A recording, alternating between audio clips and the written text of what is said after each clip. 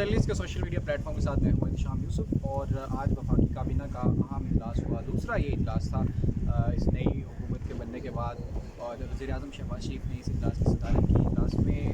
वफाकी काबीना के अरकान और मुख्तलिफ वज़ारतों के आला हुक्काम ने शिरकत की। इस इजलास में कुछ अहम फैसले लिए गए हैं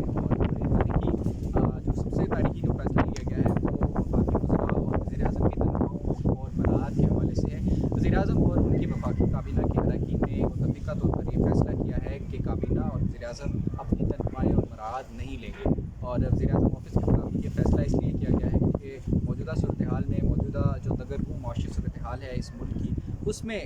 ऑस्टेरिटी में ये मुख्तलिफ वज़रा की तरफ से इन पर्सनल कैपेसिटी लिए गए हैं और आज वफाकी काबीना ने ऑन अ होल भी ये फ़ैसला लिया है कि काबीना अपनी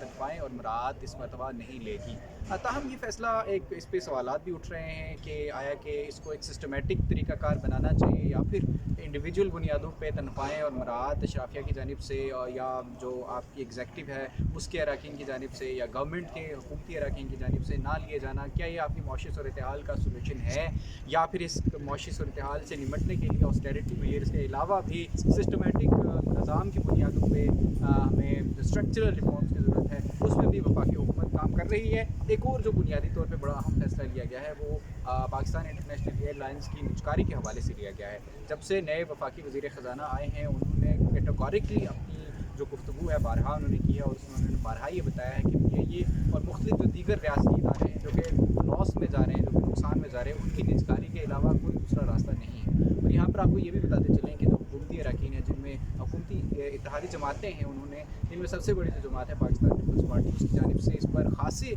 खदशात का इजहार भी किया गया है और पीपल्स पार्टी की जानिब से स्पेशली जो पीआईए है उसको प्राइवेट पब्लिक पार्टनरशिप के तहत चलाने का जो है वो मशवरा वफाकी हुकूमत को और वज़ीर-ए-आज़म को दिया गया है। ताहम ये तमाम तर सूरत हाल डेवलप हो रही है, लेकिन हुकूमत ने उसूली तौर पर पीआईए की निजकारी का फैसला किया है और इसमें ज़्यादातर जो काम है वो निगरान हुकूमत की जानिब से किया गया था। लेकिन जो है वो आज इस वफाकी काबीना इजलास में Pakistan International airlines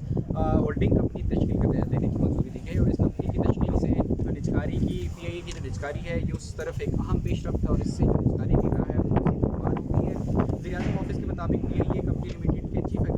executive officer ही होल्डको के चीफ एग्जीक्यूटिव ऑफिसर ताहाल मुकर्रर किए गए हैं और वज़ीर-ए-आज़म ने इस काबीना के इजलास में पीआईए के जो निजकारी का अमल है उसको मज़ीद तेज़ तर करने की हिदायत की है। इसके साथ साथ एक और जो अहम फैसला आज इजलास के एजेंडे में मौजूद था वो साबिक वफाकी वज़ीर डॉक्टर शीख मज़ारी की गिरफ़्तारी के ऊपर जो है जो तहकीकाती रिपोर्ट थी और उनको जो है वो कानून के बरखिलाफ़ जाकर ज़ेर हिरासत रखने में और उनकी गिरफ़्तारी के हवाले से जो एक कमेटी तश्कील दी गई थी उसकी फाइनल रिपोर्ट जो है वो आज वफाकी काबीना को पेश की गई है और उस पर वफाकी काबीना ने तमाम तर मुशावरत डेलिब्रेशंस के बाद ये फैसला किया है कि वो जो तहकीकाती रिपोर्ट है वो मुतल्लिका अथॉरिटीज़ को फॉरवर्ड की जाएगी एज इट इज़। इसके बाद वफाकी काबीना ने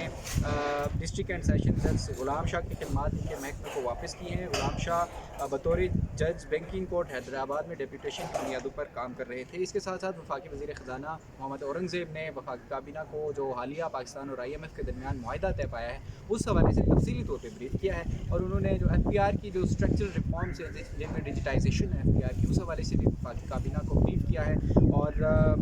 वज़ीर ख़ज़ाना ने आज काबीना के इजलास में काबीना को ये बताया है कि स्टाफ लेवल एग्रीमेंट जो है इसके आने के बाद जो पाकिस्तान में सरमायाकारी गिरा है वो भी हमवार होगी और मईशत में बेहतरी आएगी और जो सरमायाकार हैं उनका हुकूमत पर और पाकिस्तान की जो माशी सूरत हाल है उस पर एतमाद बढ़ेगा। वज़ीर ख़ज़ाना ने काबीना को ये भी बताया कि IMF के साथ नए तवील मुद्दती प्रोग्राम के हवाले से बुनियादी सतह पर जो है वो बातचीत मुकम्मल हो चुकी है और इस मौके पर जो वफाकी वज़ीर कानून थे उन्होंने FBR की रिस्ट्रक्चरिंग के हवाले से काबीना को अपना जो वज़ारत कानून का पॉइंट ऑफ व्यू है वो ये बताते हुए कहा कि FBR के 2400 अरब रुपए से ज़ायद के जो मुकदमात हैं वो अदालतों और ट्रिब्यूनल्स में ज़ेर इल्तवा हैं। 2400 अरब रुपए यानी कि जो कि मुख्तलिफ लोगों ने मुख्तलिफ एंटिटीज़ ने FBR को बतौर महसूलात पे करना है वो अदालती इस्लाहात ना होने के बायस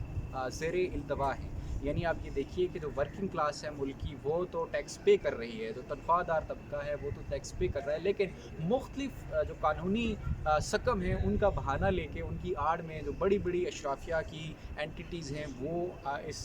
नेशनल एक्सचेकर को अपना जो टैक्स है वो पे नहीं कर रही, जिससे 2400 अरब रुपए से ज़ायद के मुकदमे अदालतों और ट्रिब्यूनल्स में زیر التوا ہے، جبکہ وفاقی وزیر قانون اعظم نذیر تارڑ نے وفاقی کابینہ کو یہ بتایا کہ ڈیجیٹل نظام سے زیر التوا مقدموں کے حل میں جو ہے وہ تیزی آئے گی، اور اس سے یہ کبھی امکان پیدا ہوگا کہ یہ 2400 ارب روپے جو ہیں وہ سرکاری خزانے میں آئیں۔ تو یہ وفاقی کابینہ کے اجلاس میں آج کچھ اہم فیصلے لیے گئے ہیں۔ اس کے ساتھ ساتھ وفاقی کابینہ نے